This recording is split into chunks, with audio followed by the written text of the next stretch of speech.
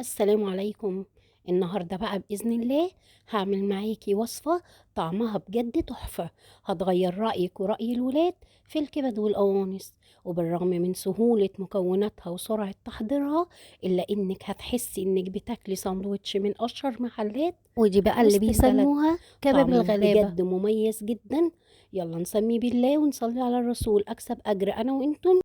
معايا كبد غسلاها وقوانص غسلاها كويس جدا، وشايله اي تكتلات دمويه كمان في القلب. ومعايا هنا بقى حله على النار، فيها ميه نزلت بيها ببصلايه صغيره نص بس طماطميه، حطيت فيها كام ورقه كده من اللوري والحبهان، فص توم واحد، عصرت نص عصره ليمونه، ورميت القشره كمان فيها كده. بتضمني خالص انك عمرك ما هتحسي بطعم او ريحه زفره في الكبد والقوانص. سبتها بقى تستوي تلات ارباع سوا، وطلعتها على المصفى زي ما شفتي. معايا هنا طاسة او صينية على النار، حطيت فيها معلقة من السمنة البلدي، حطيت كمان او زبدة زي ما تحبي بتبقى حلوة جدا. حطيت حبة من الزيت، نزلت ببصلة مقطعاها صغير يا دوب اخدت لون اصفرت كده. نزلت عليها على طول بالكبد. هسيب الكبد بقى تاخد تشويحة حلوة قوي لحد ما تاخد لون حلو زي ما انت شايفة كده. خدت معايا 6 أو 7 فصوص من الثوم، معايا كمان نص قرن فلفل حامي ونص بارد. لو عايزاها كلها سبايسي استخدمي قرن فلفل حامي واحمر وقرن فلفل اخضر عادي. ضربتهم في الكبة. هاخد معلقة بس منهم كده كبيرة، نزلت بيها وسعت في نص الطاسة وشوحتها كويس بقى معاهم. هنا بقى الصوصات دي بجد اللي هتنقلها لطعم الكبده اللي بتاكليها في المطاعم بره. انا معايا هنا صويا صوص، خدت منها معلقتين كبار.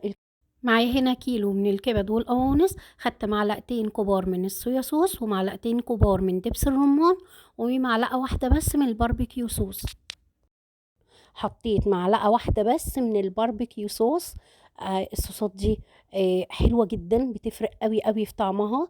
لاني معتمدة على طعم الصوصات، انا مش هستخدم بهارات كتير في الوصفة دي. حطيت ملح ومعلقة صغيرة من الفلفل الاسود، رشة صغيرة من الحبهان المطحون وبس، مش هستخدم اي بهارات تانية. لان طعم الصوصات كفاية. هتديها طعم مميز جدا شبه اكل بره، ولون كمان تحفة. لو مش عندك ممكن تستخدمي معلقة كبيرة من العسل الأسود وبهارات فراخ أو مرق الدجاج من الفلفل الكوبي. كمية الفلفل بقى براحتك، دي حاجة ترجعلك زي ما انت عايزة. قلبتهم واديتهم كده برضو تشويحة حلوة معاهم. وسعت في النص، جبت بقى باقي التوم بالفلفل اللي أنا كنت ضرباه في الكبة. هنا بعد ما اتأكدت اني خدت اللون الحلو المميز قبل ما اطفي عليها، بنزل بقى بمعلقة التوم دي. ودي بقى اللي بتخليكي تشمي ريحة محلات الكبدة من آخر الشارع. انك تحطي بقى معلقة كده من التوم في الآخر خالص. قلبتها بقى كويس خالص كده. فاكرة بقى نص الطماطماية اللي حطيناها وهي بتتسلق، جبتها قطعتها صغير قوي. ودي ليها عندي غرضين يعني. الطماطمايه بتديها تسكيرة حلوة جدا، كمان هتجمعلي وتلملي كل الأطعمة اللي في الطاسة. بس كده. قلبت كله كويس بقى ببعضه، سبتها تغلي كده مع بعضها دقيقتين بالظبط، وخلاص عرفتها. زي ما انت شايفة كده رشة من الخضرة على وشها.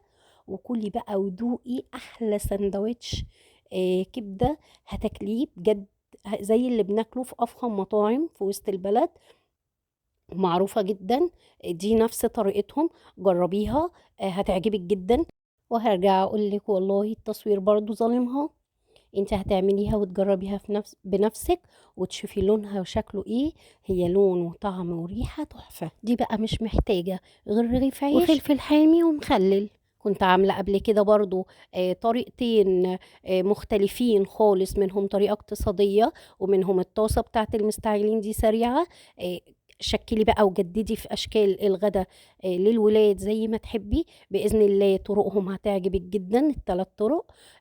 ولو عجبتك بقى وصفة النهاردة، يا ريت ما تنسيش اللايك والشير واشتركي في القناة عشان يوصلك منا كل جديد. ويا ريت تعليق منك لو بحرف عشان يرفع الفيديو ويتشاف ويوصل لأكبر عدد ويستفيد. وخدي لك جولة في الصفحة بإذن الله، فيها وصفات حلوة هتعجبك وتعجب الولاد.